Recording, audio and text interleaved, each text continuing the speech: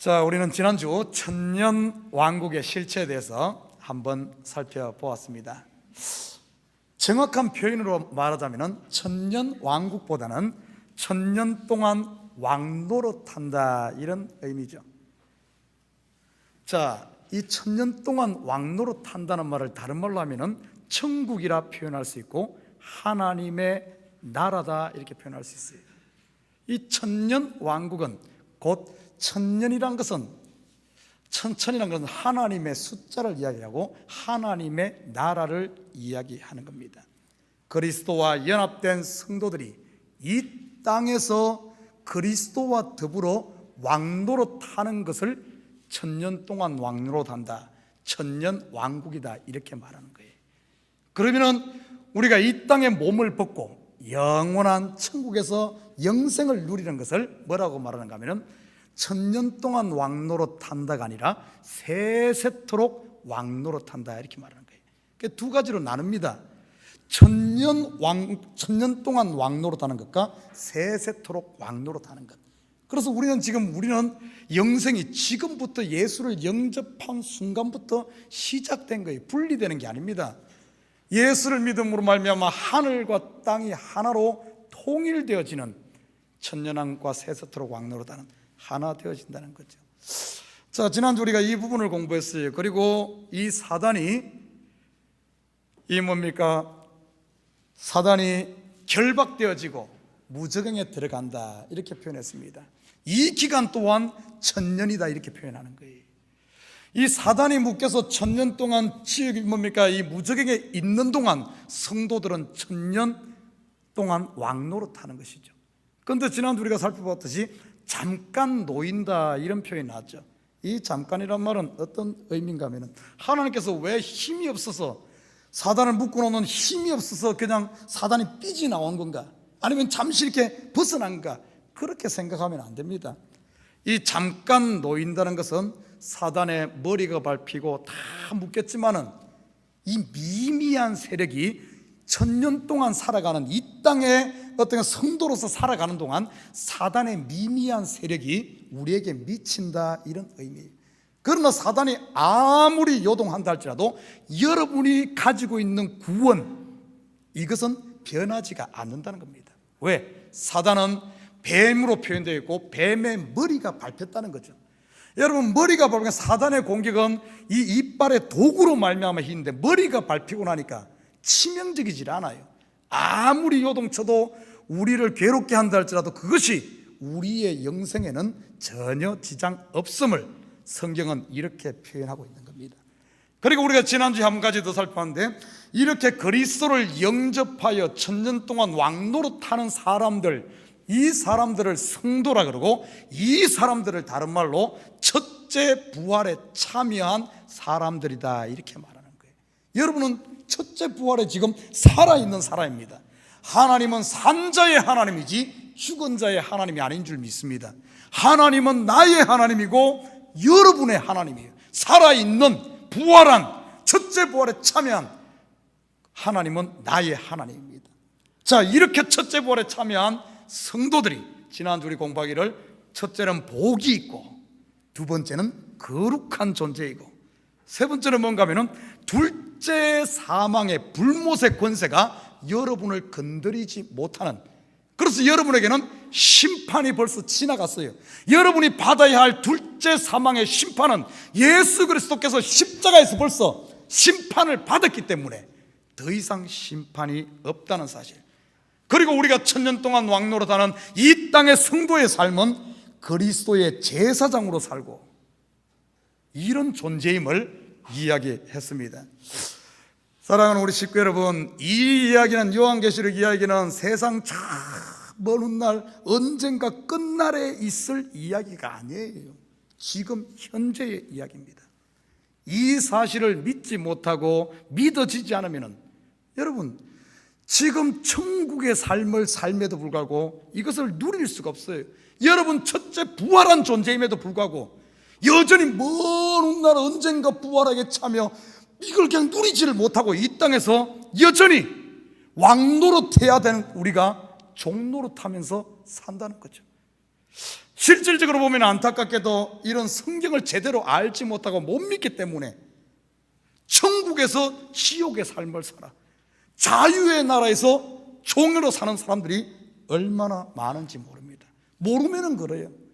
알면은 마음껏 누리죠. 우리가 지금 왕노릇할 수가 있죠.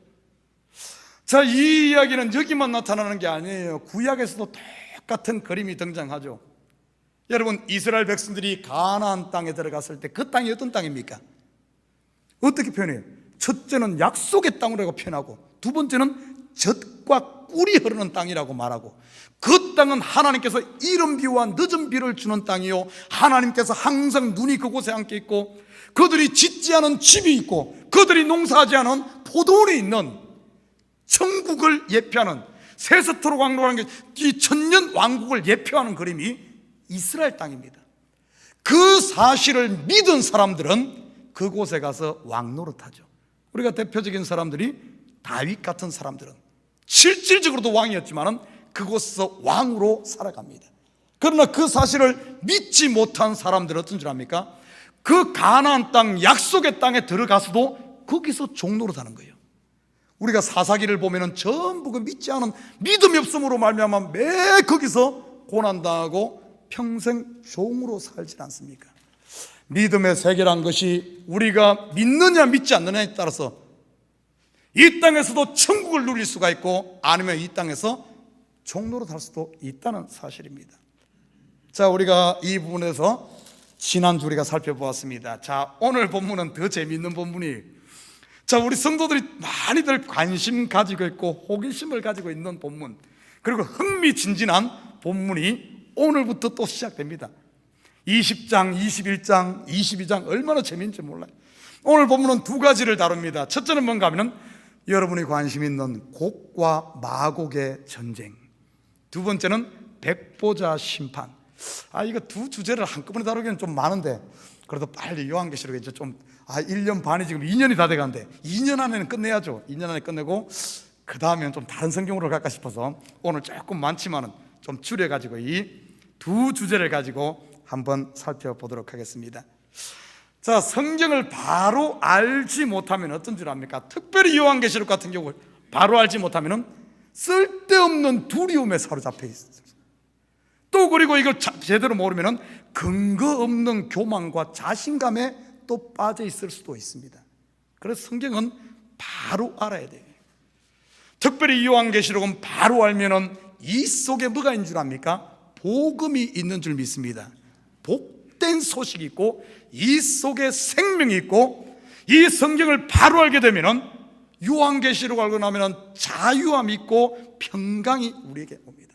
그래서 우리가 이 땅에서 왕노릇을 할 수가 있어.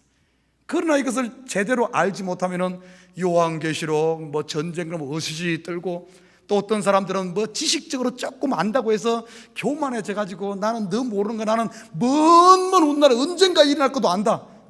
그거 알면 뭐 할 거예요?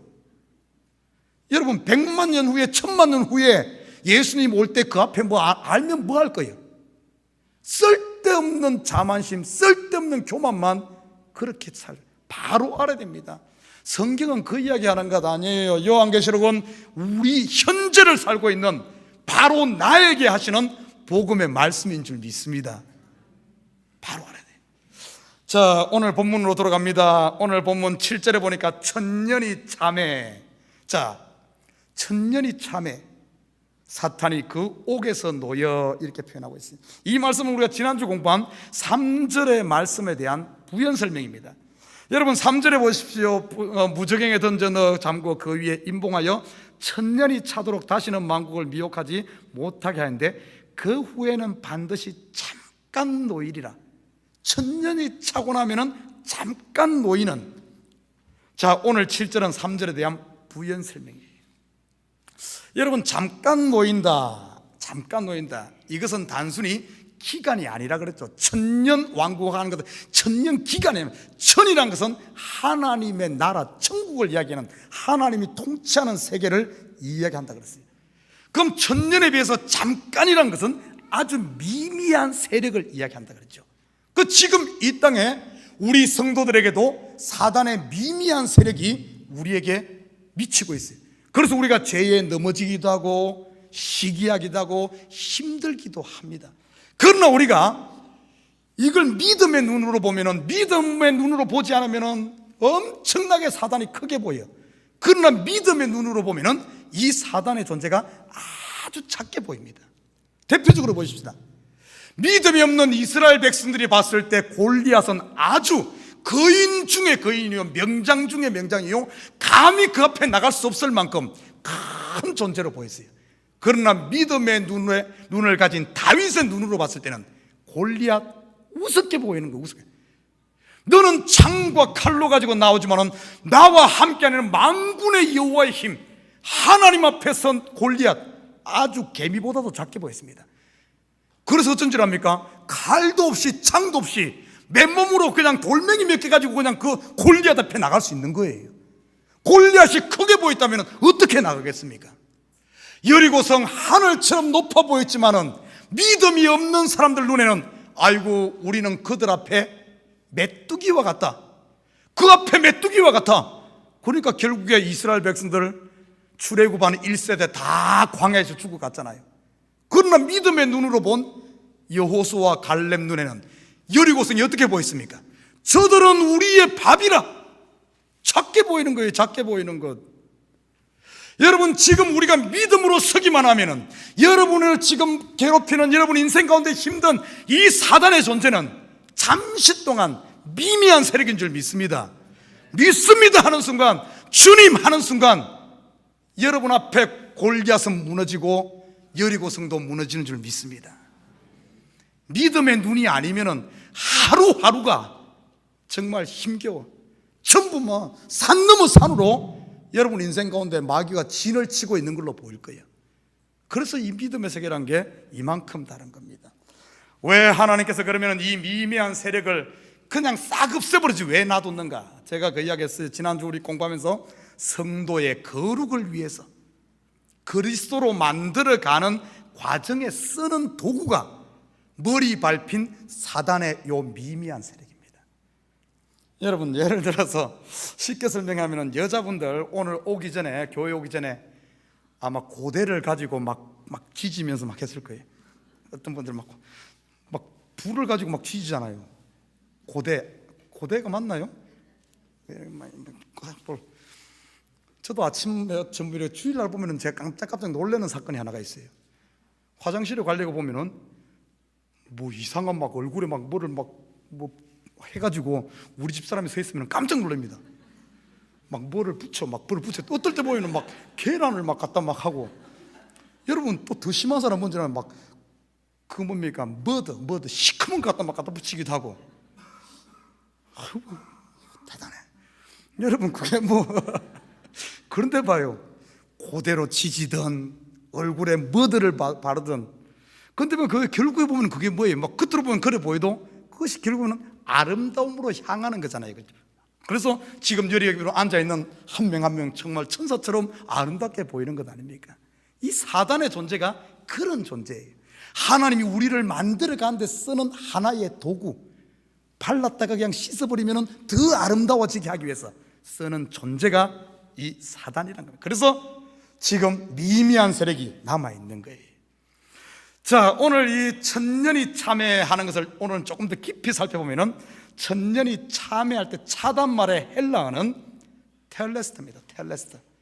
제가 뭐 헬라어 잘해서 하는 건 아니고요. 이렇게 보니까 주석을 보니까 그렇게 소개해놨습니다. 저는 헬라어 알파와 오메가밖에 몰라요. 그렇지만은 이 참회란 뜻은 텔레스트 헬라어. 이 말은 어떤 의미가 있는가 하면은 성취하다, 완성하다 이런 의미가 있어요. 자, 천년이 참회. 천년은 하나님의 나라잖아요. 하나님의 나라가 완성됨에, 여러분 묻겠어요. 하나님의 나라가 언제 완성됐어요? 하나님의 나라가 언제 완성됐어요?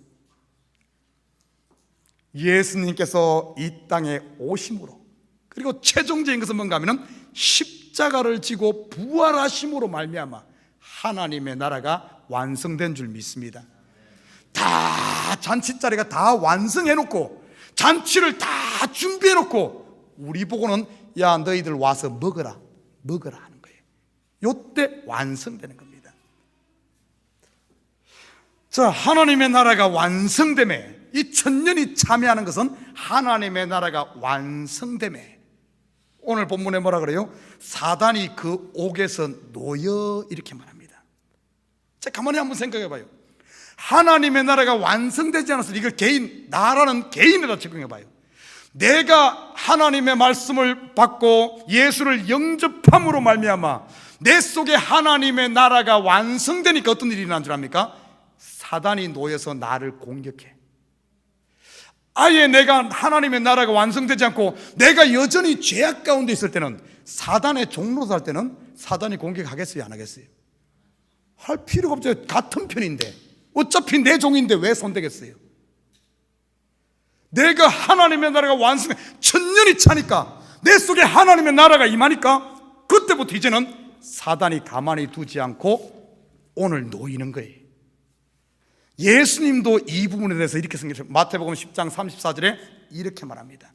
내가 세상에 화평을 주러 온 줄로 생각하지 말라. 화평을 주러 온 것이 아니라 금을 주러 왔노라.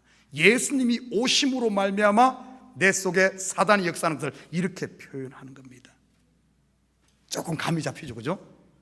자, 8절로 넘어갑니다. 나와서 땅의 사방 백성 곧 곡과 마곡을 미혹하고 모아 싸움을 붙이니 그 수가 바다의 모래 같으니라. 자, 우리가 관심을 가지고 있는 곡과 마곡의 전쟁이 여기에 소개되고 있어요. 여러분, 곡과 마곡, 이 세상 만민들을 미혹해서 엄청난 전투를 벌이고 하는 이 곡과 마곡의 전쟁이 무엇인가?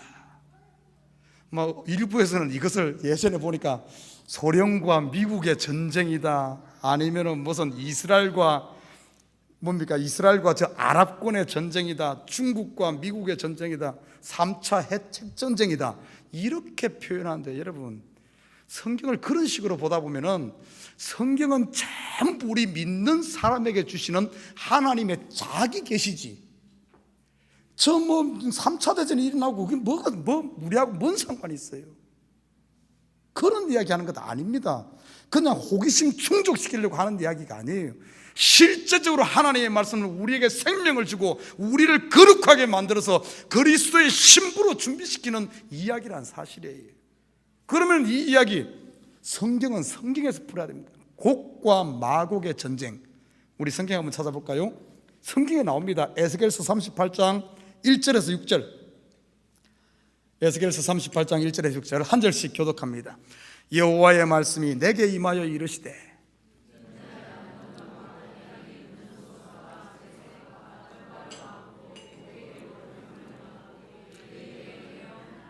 이러기를 주 여호와께서 이같이 말씀하시기를, 로스와 메섹과 두발 왕 고가 내가 너를 대적하여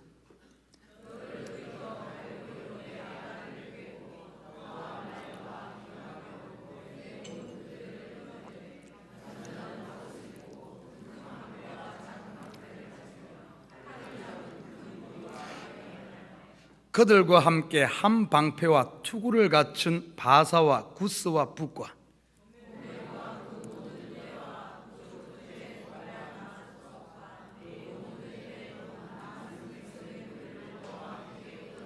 아멘. 여기에 보면은 6절에 보면은 곧 많은 백성의 무리를 너와 함께 끌어내며 이렇게 이야기하고 있습니다.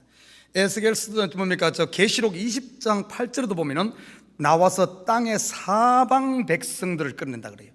자, 그런데 봐요. 이 에스겔서 보면 우리가 곡과 마곡 이러니까 곡과 마곡 두 존재로 생각하는데, 에스겔서의 지금 요한계시록은 에스겔서의 이 그림을 그대로 가져와서 지금 하는 거거든요. 에스겔서의 2장 38장 2절에 보면 인자야 너는 마곡 땅에 있는 로스와 메섹과 두발 왕 곧 곡. 자, 이제 봐요. 이 말은 어떤 의미가 있는가 하면 마곡 땅에 있는 마곡의 맹주 우두머리가 곡이란 의미예요. 마곡 땅에 있는 우두머리가 곡이다.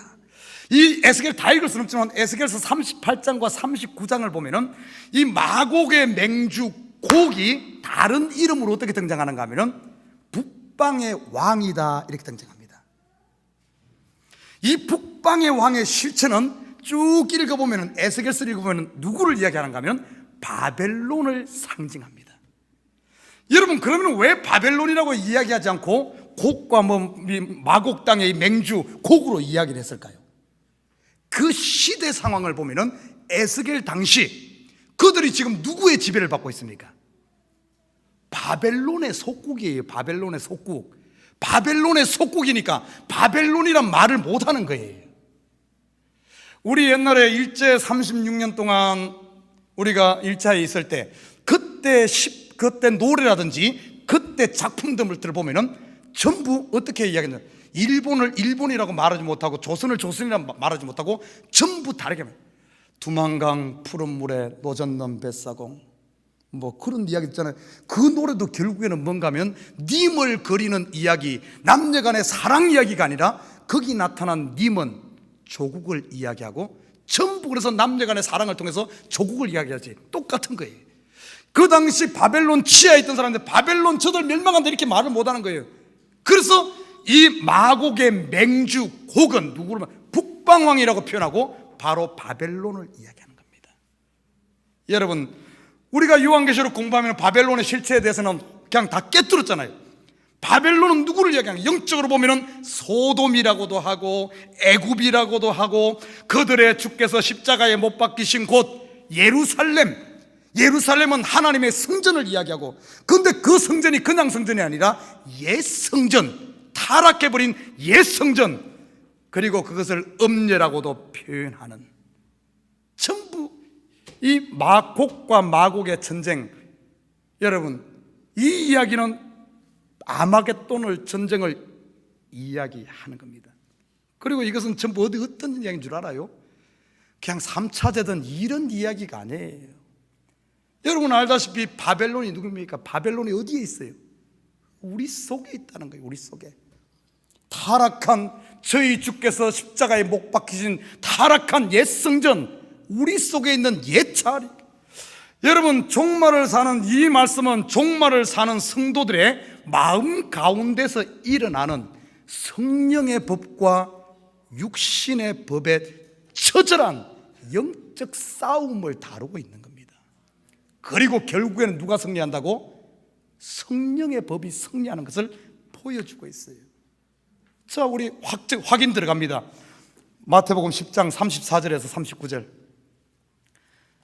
마태복음 10장 34절에서 39절 한 절씩 교독합니다. 시작. 내가 세상에 화평을 주러 온 줄로 생각하지 말라. 화평이 아니요 금을 주러 왔노라.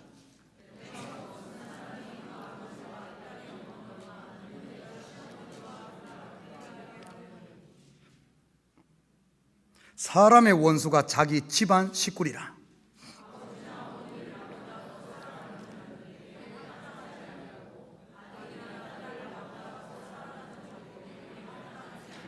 또 자기 십자가를 지고 나를 따르지 않는 자도 내게 합당하지 아니하니라.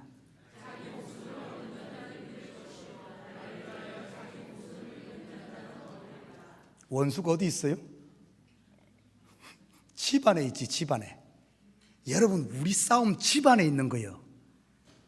저 자꾸 이월론하고 우리 싸움은 북한이다, 러시아다, 우리의 싸움은 나를 괴롭히는 김 집사다, 박 집사다가 아니야. 우리의 싸움은 집안 싸움이라는 거예요. 집안 싸움. 한 군데 더 확인합니다. 로마서 7장 22절에서 24절. 로마서 7장 22절에서 24절 우리 함께 읽습니다. 시작. 내 속사람으로는 하나님의 법을 즐거워하되 내 지체 속에서 한 다른 법이 내 마음의 법과 싸워 내 지체 속에 있는 죄의 법으로 나를 사로잡아 오는 것을 보는도다. 오라, 나는 공고한 사람이로다. 이 사망의 몸에서 누가 나를 건져내랴. 여러분, 사도 바울 겉으로 보면 사도 바울의 싸움이 어떤 것 같아요? 가는 곳마다 유대인들이 따라다니면서 교회를 파괴하고 얼마나 괴롭다. 겉으로 보면 유대인들과 싸운 것 같지만 실질적으로 보면 사도 바울의 싸움은 유대인과의 싸움이 아니라 내 속에 있는 옛 자아와의 싸움을 이렇게 보여주고 있어요. 싸움의 실체를 바로잡으십시오. 너무 우리가 싸움의 실체를 허공에다 펀치를 치고 있어. 아니, 우리의 싸움은 내 안에 있다는 거예요. 내 안에 있다는 것. 내 안에 있다. 다시 한 번 더 확증을 해봅니다. 자, 오늘 8절에 보면 이렇게 말하고 있어요. 나와서 땅의 사방 백성 곧 곡과 마곡을 미혹하고 모아 싸움을 붙이니 그 수가 바다의 모래 같으니라. 여러분, 바다의 모래 같다는 표현 어디에 나옵니까? 성경에. 바다 모래. 참 딱 나오네. 이제 창세기 22장 17절에 보면은 내가 내게 큰 복을 주고 내 씨가 크게 번성하여 하늘의 별과 같고 바닷가의 모래와 같게 하리니. 하나님께서 아브라함에게 그 후손에 대한 약속을 합니다. 여러분 잘 알다시피 하늘의 별은 누구를 얘기해요? 하늘의 별은 약속의 자녀 이삭의 후예들, 그 자녀들을 하늘의 별이라고. 그러면 바닷가의 모래는 단순히 우리가 그냥 보면 그냥 많다는 것만 생각하지만 그 이상입니다. 바닷가의 모래, 요한계시록에 보면 짐승이 바다 모래 위에 서 있는 모습으로 등장하고 있어요. 여러분, 이 바다의 모래는 아브라함에게는 약속의 자녀만 있은 게 아니에요. 또 어떤 자녀가 있었죠? 육신의 자녀 이스마엘이 있었죠. 그 자녀를 바다의 모래가라고 이야기하는 겁니다. 바다의 모래. 성경에 보면 그래서 짝으로 등장해요. 이삭과 이스마엘, 야곱과 에서, 다윗과 사울, 전부 짝으로 등장합니다. 이 짝으로 등장하는 것은 뭔가 하면, 근데 희한하게 첫째 먼저 나온 자보다는 둘째가 꼭 이것을 역전합니다. 장자가 바뀌어져요. 전부 뭘 이야기합니까? 율법과 복음. 율법이 먼저 한데 복음이 나중에 가서는 율법을 품을 것이다, 완성할 것이다는 그림을 이렇게 표현해 주는 겁니다. 우리 개인으로 봤을 때 우리 속에 먼저 난 자가 뭡니까? 육신 아닙니까? 육신의 생각, 내 자아, 사망 가운데는 이것이 자리 잡고 있는데 성령이 내 속에 옴으로 말미암아 내 속에 나중에 온 이것이 결국에는 육신의 생각들을 다 잡아먹을 것이다, 승리할 것이다에 대한 그림. 여러분, 이 싸움에도 보면은 전부 이런 그림들이 저 외부에 있는 것이 아니라 결국에 내 속에 있는 싸움, 집안 싸움임을 알 수가 있어요. 기억하십시오. 모든 교회든 어쩌든 시험은 누가 주는 것 아닙니다. 외부에서 오는 게 아니에요. 시험은 내 속에서 오는 거예요. 내 속에 육신의 법에 치면은 성령이 앞서야 되는데 육신에 앞서버리면은 그게 시험으로 오는 거지 누가 주는 것 아닙니다. 이 실체를 바로 알아야 돼요. 자, 그러면 우리가 어떻게 하면 승리할 수 있는가? 오늘 친절하게 성경은 우리에게 가르쳐 주죠. 마태복음 10장 38절에서 39절 우리 한번 봅니다. 10장 38절에서 39절에 보면은 또 자기 십자가를 지고 나를 따르지 않는 자도 내게 합당하지 아니하니라. 자기 목숨을 얻는 자는 잃을 것이요 나를 위하여 자기 목숨을 잃는 자는 얻으리라. 어떻게 이기는 거예요?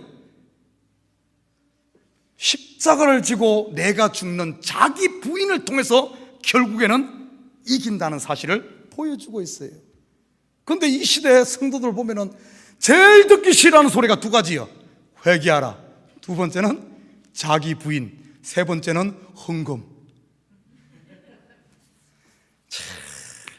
여러분, 이 자기 부인 이걸 싫어한다 그러면은 아예 처음부터 그냥 다 벗어버리고 그냥 칼 내놓고 방패 내놓고 아예 처음부터 나는 그냥 포기하는 거예요. 천국 갖다 주니까 아예 천국에 그냥 천국을 누리지 않고 나는 포기하는 거예요. 포기하는 거.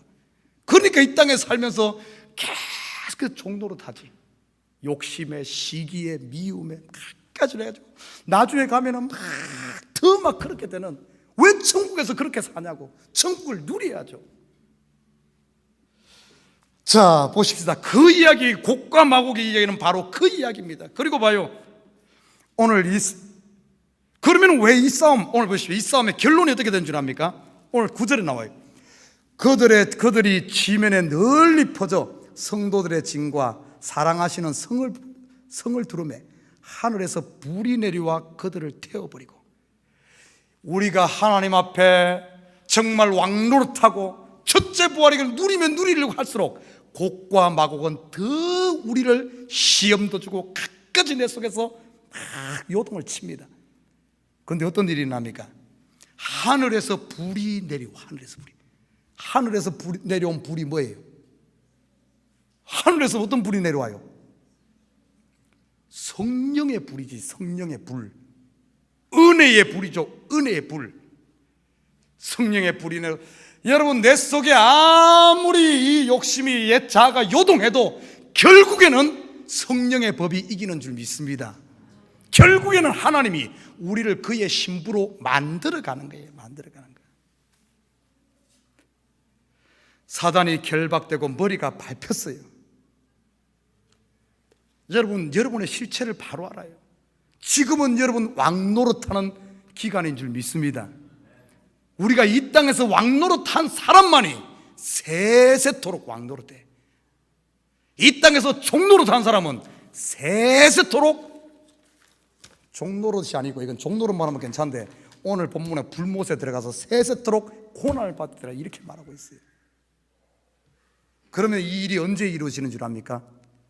두 가지죠. 이건 완성의 그림 아닙니까? 완성의 그림. 완전히 성령으로 충만해져서 나는 강고 덮고 완전해지는 요 때가 언제인 줄 알아요? 여러분, 때 좋아하죠? 언제? 내가 이 땅에서 육신의 몸을 벗는 날. 또 한 때가 있어요. 두 번째는 예수 그리스도가 재림할 때. 예수 그리스도가 재림할 때는 내 속에 아직까지 이게 덜 완성됐더라도 하루아침에 완성이 됩니다. 재림할 때. 그 그림을 마태복음 10장 23절에서 이렇게 보여주고 있어요. 한번 확인하고 갈까요? 마태복음 10장 23절 제가 읽겠습니다. 이 동네에서 너희를 박해하거든 저 동네로 피하라. 내가 진실로 너희에게 이르노니 이스라엘의 모든 동네를 다 다니지 못하여서 인자가 오리라. 이스라엘의, 이게 이 땅에서 그냥 자연스러워 가는 사람들은 이 땅에서 이런 어려움을 통해서 거룩화되어지고 그리고 육신의 본날 완성되어지고 예수님 오실 때는 어떤가 하면은 이스라엘 동네 다 다니지 않아서 내 속에서 아직까지 싸움이 있을 때 불이 내려와서 살라버림으로 완성되어지는 그림, 이렇게 그려지고 있어요. 사랑하는 우리 식구 여러분, 저와 여러분은 첫째 부활에 참여하고 왕노릇하는 자인 줄 믿습니다. 여러분은 죽어도 복이요 예수님이 오셔도 복이요 여러분은 복된 자임을 믿습니다. 걱정하지 말아요. 아무리 여러분 내 속에서 큰 싸움이 있고 어려움이 있고 각가지겠어도 걱정하지 말아요. 믿음을 가지고 승리하시기를 주님을 부탁드립니다. 자, 그 이야기가 지금 오늘 본문의 10절까지. 자, 그러면 11절부터 15절은 여러분이 좋아하는 백보자 심판. 이 이야기도 앞에 그림과 똑같은 이야기예요. 저는 예전에 예수 처음 믿었을 때 누가 막 요한계시록, 그 당시 90년대 80년대 후반 이쪽에 막 그런 일이 많았잖아요. 막 요한계시록하고 예수님 곧 온다, 다미 성교다 막 그러면서 그때 조금 요한계시록만 읽은 사람은 뭐 백보자 그러니까 나는 그게 처음에는 백보자 심판, 그래서 나는 보자기인 줄 알았어. 보자기. 그래서 보자기 놓고 뭐 심판 뭐 그렇게 생각했는데 이제 나중에 이거 성경 읽다 보니 백보자가 어떤 의미인가 하면은 크고 흰 보자입니다. 크고 흰 보자. 왜 그러면은 크고 흰 보자라 그랬을까? 이 의미가 어떤 의미입니까? 여러분, 요한계시록 공부하면서 우리가 보자에 대해 살펴봤어요. 왜 요한계시록에 보자 그림이 등장할까? 시대 상황을 반영하는 그림이라 그랬죠. 그 당시는 로마 황제의 보자로부터 모든 권력과 모든 것이 통치가 이루어지던 시대입니다. 그래서 보자 하면은 모든 권력이 거기에 다 집중되어 있어요. 그런 사람들에게 아니다, 로마 황제가 세상의 중심이 아니라 참된 보자는 하나님이다 하며 하늘 보자를 보여주는 겁니다. 그러면서 크고 흰 보자, 이거는 심판의 보자인데 이 의미가 어떤 건가 하면 우리 성경 한번 찾아보면 마태복음 25장 31절, 마태복음 25장 31절 함께 같이 읽습니다. 시작. 인자가 자기 영광으로 모든 천사와 함께 올 때 자기 영광의 보좌에 앉으리니. 여러분, 마태복음 25장 오늘 이 보좌, 이 이야기와 우리 안 봐도 알죠? 양과 염소 가르듯이 이 이야기가 백보자 심판과 똑같은 이야기입니다. 그러면 보십시다. 이 크고 흰 보좌, 백보자가 뭐예요? 오늘 31절에 보니까 함께 올 때 자기 영광의 보좌. 백보자는 바로 영광의 보좌입니다. 이 그림은 최종 완성의 그림이요, 최후 심판의 급. 여러분, 왜 이것을 보여줄까요? 우리에게 겁주려고? 아니면은 안 믿는 사람들 다 썰어버리니까 속 시원하다 이러려고 보여주는 그림이겠어요? 안타깝게도 이 시대 많은 성도들이 그런 식으로 생각해요. 막 그냥 아이고 심판받는다 건다 그러니까 막 두려워 뜬다든지, 아니면은 어차피 나를 괴롭히는 김 집사 이 집사 저 사람 다 불못에 들어가는 거니까 그때만 두고 보자 그러면서 이런 식으로 생각하는데, 여러분, 성경은 그 이야기 아닙니다. 전부 나를 들으라고 하는 이야기, 나를 들으라고. 자, 그러면 우리가 귀를 열어서 이 의미가 어떤 의미인가 한번 찾아봅니다. 저는 오늘 먼저 12절에 봅니다. 12절에 보면 또 내가 보니 죽은 자들이 큰 자나 작은 자나 그 보좌 앞에 서 있는데, 어떤 자들이 서 있어요? 어떤 자? 죽은 자. 산 자들은 안 서 있어요. 산 자들은 없어. 죽은 자, 분명히 보여. 죽은 자. 그러면 이 죽은 자가 어떤 존재인가? 자, 성경으로 가보면 요한계시록 20장 5절에 봅니다. 20장 5절. 그 나머지 죽은 자들은 그 천년이 차기까지 살지 못하더라. 이 천년이 차기까지 살지 못하고, 쉽게 말해 이 땅에서 예수를 영접하지 않고 여전히 죽은 존재로 있는 그 존재들을 죽은 자라 그래. 그러면 우리가 살아있는 동안 예수를 영접한 사람은 죽은 존재입니까? 산 존재입니까? 산 존재. 근데 그냥 산 존재가 아니에요. 어떤 존재? 첫째 부활에 참여한 존재, 그리고 왕노릇하는 존재란 사실이에요. 그러나 예수를 영접하지 않고 여전히 죽음 상태로 있었던 나머지 천년의 차이까지 살지 못한 자가 그 죽은 자들. 그런데 여기서 한 단계 더 들어가야 됩니다. 이 사람들만 죽은 자만 아니에요. 이 사람들은 죽은 자요. 또 한 죽은 존재가 있는데, 어떤 존재인 줄 압니까? 우리 속에도 죽은 존재가 있어. 우리 속에 예수 그리스도와 함께 십자가에 못 박혀 죽은 존재, 뭐죠? 바로 옛자라는 존재. 옛자라는 존재. 이 존재도 죽은 존재입니다. 자, 오늘 그걸 염두에 두고 한번 봅니다.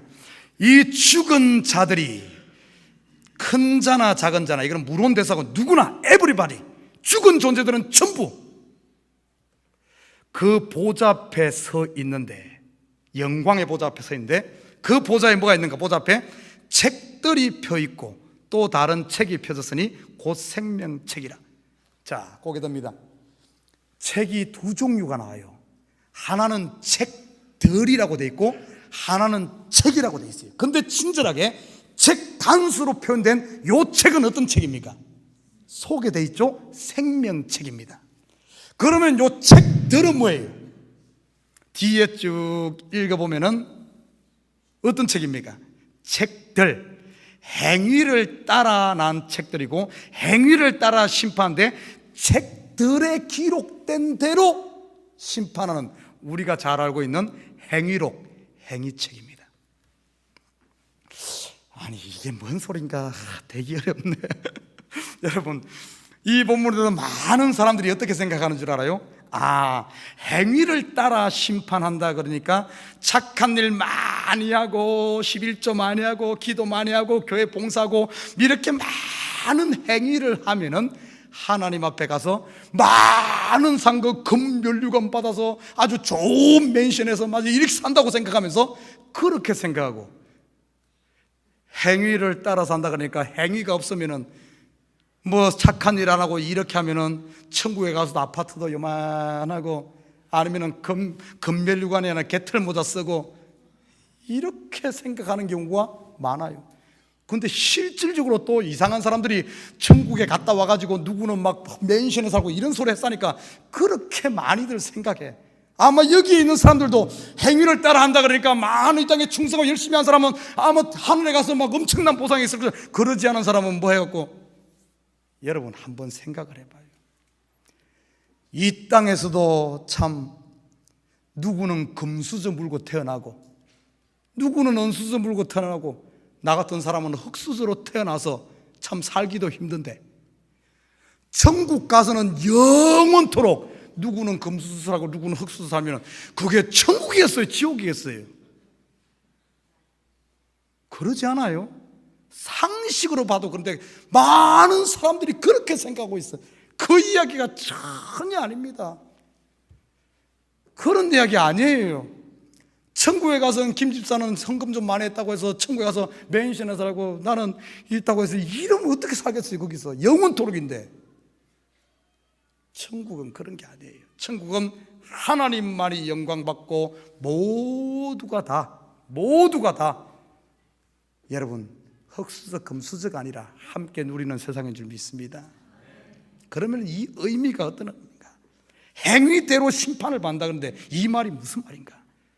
자, 성경으로 돌아가 봅니다. 마태복음 25장 다시 돌아갑니다. 31절에서 46절까지 다시 돌아가 봐요. 이것을 보지 않으면 풀 수가 없어요. 마태복음 25장 31절은 아까 봤으니까 32절부터 쭉 보면 어떤 얘기였어요? 31절에 33절까지 보십시다. 32절부터 봅니다. 모든 민족을 그 앞에 모으고 각각 구분하기를 목자가 양과 염소를 구분하는 것 같이 하여 양은 그 오른편에 염소는 왼편에 두리라. 자, 우리 백보자 심판에도 보면은 행위대로 심판받는 책들이 있고 그리고 생명책이 있어요. 두 종류가 납니다. 자, 그러면 양과 염소는 어디에 쓰는 물건들입니까? 이 존재들이에요? 양과 염소 둘 다 하나님의 제단에 제물로 쓰는 겁니다. 이 이야기는 안 믿는 사람 이야기하는 거 아니에요. 지금 우리 이야기하는 거예요. 물론 안 믿는 사람도 아예 처음부터 심판받고 그는 벌써 심판받아 죽어있고 그리고 마지막에 영혼의 불못에서 들어가는 그 이야기고, 그러나 이 이야기는 거기 포커스보다는 우리에게 하시는 말씀이라니까요. 그러면 양과 염소는 지금 우리를 이야기하는 거예요. 교회 안에 있는 존재들, 더 깊게 보면은 내 속에 있는 존재, 양과 염소가 있습니다. 양은 어디로 들어갑니까? 양은 잡아서 그 피가 어디로 들어가요? 지성소로 들어가고, 염소는 어떻게 하는 줄 압니까? 구약에 보면 염소는 아사셀에게 그냥 보내요. 광야로 풀어주는 염소가 나옵니다. 지금 그걸 염두에 두고 하는 이야기예요. 염소는 사단에게 내어줍니다. 아사셀, 마귀에게 내어줘. 그리고 이 마귀는 결국에는 불못에 들어가죠. 내 속에서 하나님이 받으시는 게 있고 내 속에서 받지 않고 결국에는 마귀에게 내어주고 결국에는 불못에 들어갈 부분들이 내 속에 있다는 거예요. 내 속에 양과 염소. 자, 그러면은 34절부터 40절 우리 한번 볼까요? 마태복음 25장 34절에 40절. 자, 제가 읽습니다. 그때 임금이 그 오른편에 있는 자들에게, 오른편에 있는 생명책에 기록된 자들은 이르되 내 아버지께 복받을 자들이여 나와 창세로부터 너희를 위하여 예비된 나를 상속받으라. 내가 줄일 때 너희가 먹을 걸 주었고 목마를 때 마시게 하였고 나그네 되었을 때 쭉 이야기가 쭉 나옵니다.